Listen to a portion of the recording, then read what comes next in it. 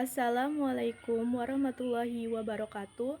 Kami dari kelompok 7 yang beranggotakan saya Anissa Rahmawati dan rekan saya Nimade Suryaningsih dan Erviana Ajeng Lestari. Di sini kami akan mempresentasikan tentang karakteristik dan tahap penulisan buku ajar mandiri. Karakteristik buku ajar mandiri. Buku ajar mandiri pada dasarnya tidak berbeda dengan buku teks karena berisi informasi dan pengetahuan yang lengkap yang perlu dipelajari oleh peserta didik. Hal yang membedakan antara buku teks dengan buku ajar mandiri adalah arahan-arahan yang terdapat di dalamnya. Buku ajar mandiri pada dasarnya memuat arahan-arahan yang dapat digunakan untuk membantu peserta didik dalam mencapai kompetensi yang diperlukan. Penulisan buku ajar mandiri pada hakikatnya didasarkan pada kompetensi yang perlu dimiliki oleh peserta didik setelah menempuh proses belajar dan pembelajaran. Hal ini dikenal juga dengan istilah competency-based learning atau belajar berbasis kompetensi.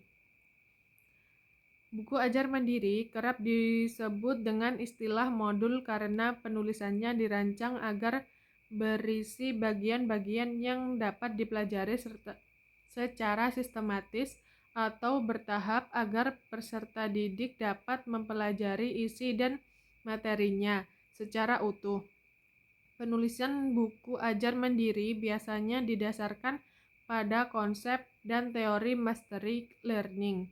Konsep ini menuntut peserta didik untuk belajar secara bertahap dalam mencapai kemampuan atau kompetensi yang bersifat utuh. Karakteristik buku ajar mandiri.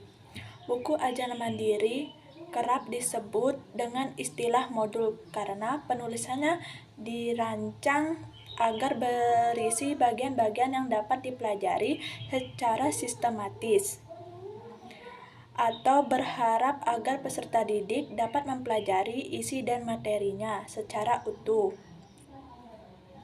Penulisan buku ajar mandiri biasanya didasarkan pada konsep dan teori mastery learning. Konsep ini menurut peserta didik untuk belajar secara bertahap dalam mempelajari kemampuan atau kompetensi yang bersifat utuh. Karakteristik buku ajar mandiri.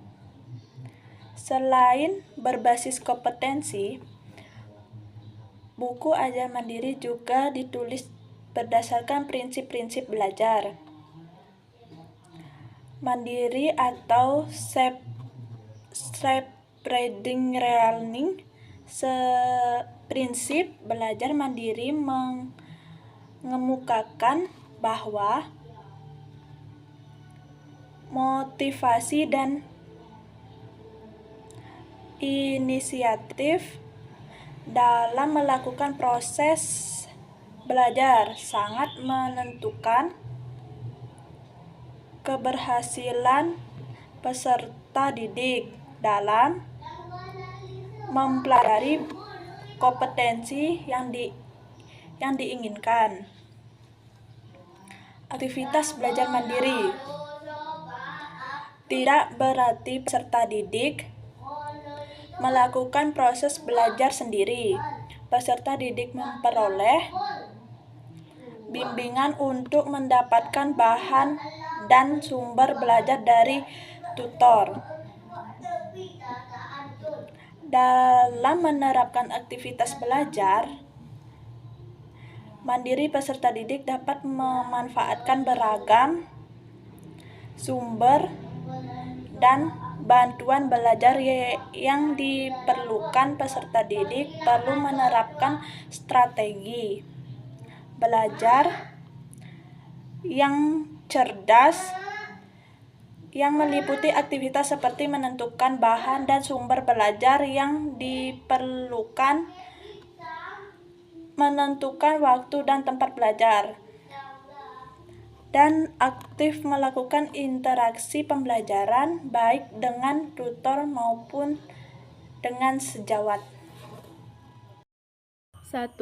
Memiliki struktur dan sistematika yang baik. 2. Tujuan pembelajaran. 3. Menyusun dalam bab-bab atau unit pelajaran yang saling terkait satu sama lain. 4. Melibatkan peserta didik dalam proses pembelajaran. 5. Memuat informasi dan pengetahuan yang lengkap. 6. Memungkinkan peserta didik untuk merangkum isi atau materi pelajaran. 7. Mendorong peserta didik melakukan latihan terhadap isi atau materi yang dipelajari. 8. Memiliki variasi dalam penyampaian informasi dan pengetahuan. 9. Menyesuaikan kegiatan belajar dengan kemampuan belajar peserta didik. 10. Memberikan umpan balik. 11. Memiliki komponen evaluasi hasil belajar.